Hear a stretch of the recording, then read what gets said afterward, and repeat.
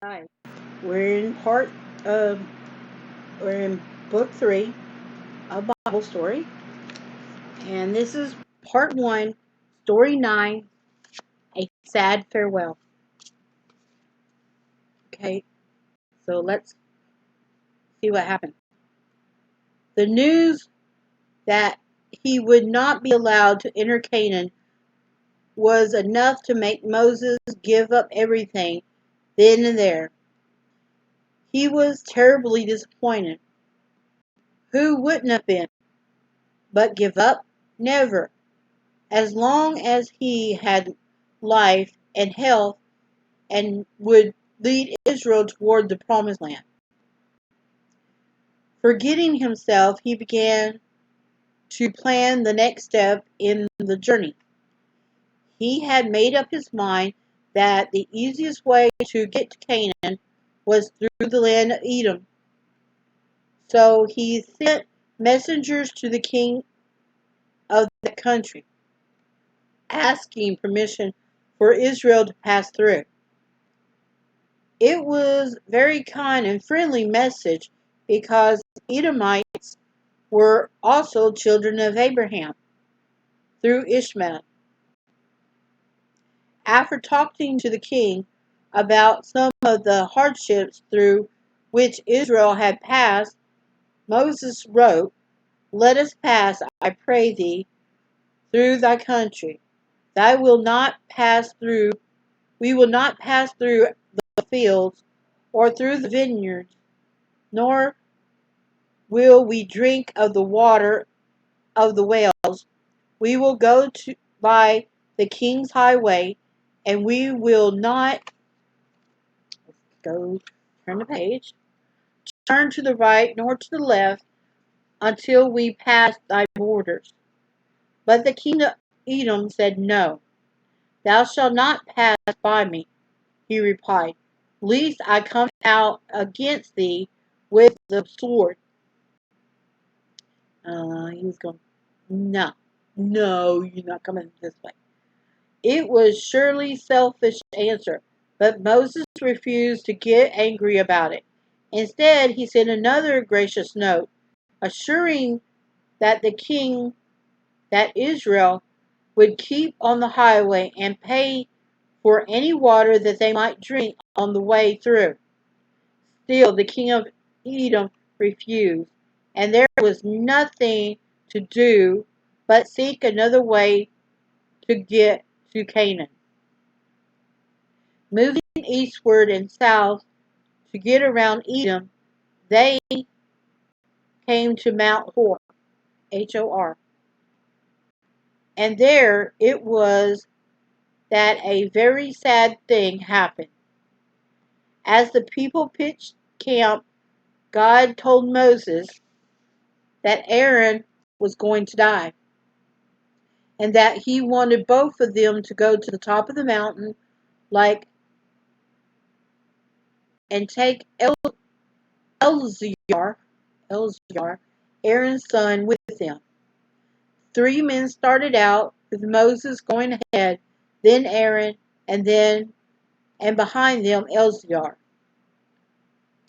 It must have been a very sad little procession that wind that wind its way slowly, so very slowly up the mountainside. For Aaron was 123 years old, and Moses was only 3 years younger. They had been friends such a long, long time and had stood together through all sorts of trouble. Now they were to be parted. I suppose they stopped many times on the way just so that they could talk a little longer and make the final walk together long last as long as possible. But little by little, step by worry step, they came near to the top. Looking down, they saw the camp of Israel spread out on the plain below. That probably would have been an awful sight. An awesome sight. the whole place covered with people. And you can see a way up a mountain. Ooh, just the thought. And then in a desert plain, which didn't have any trees. See, I'm here in the south, and the closest mountains we got is the one down in Mississippi, either Mississippi or over here in Forest City. Those are the only ones that I got. And of course, we got the cliff over here in Memphis. So, and I'm just thinking, it had been almost as high as the Grand Canyon.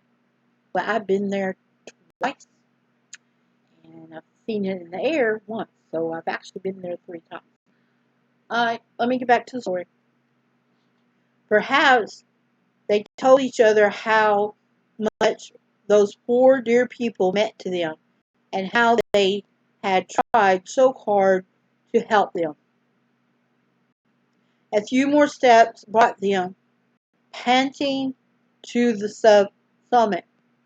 So it says panting, to the summit.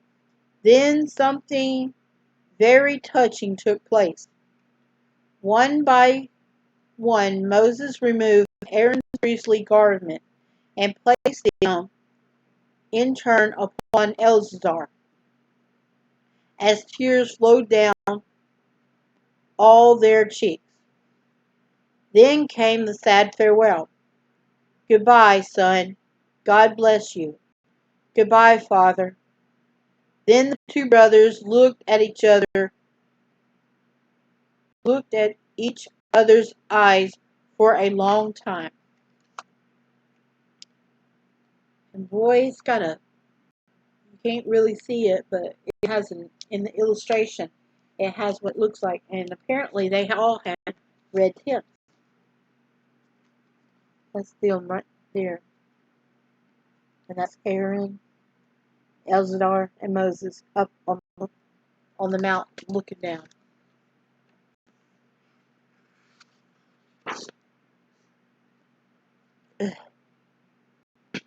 Excuse me. Okay. Farewell, they said, and Aaron breathed his last, his brother's arms around him.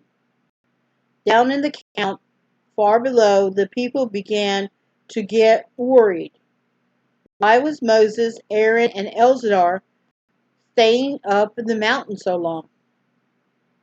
Then they looked up and saw 2 figures coming down the winding path. Aaron was not with them, and his son was wearing the robes. Quickly they guessed what had happened, and the sad message swept through the camp. Aaron is dead. Though some had not liked him and some had quarreled with him, now they all were sad of his going.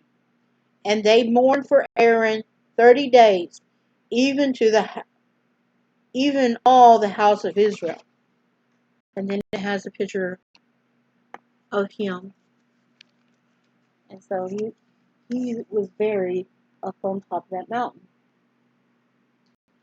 And that was the end of part 1.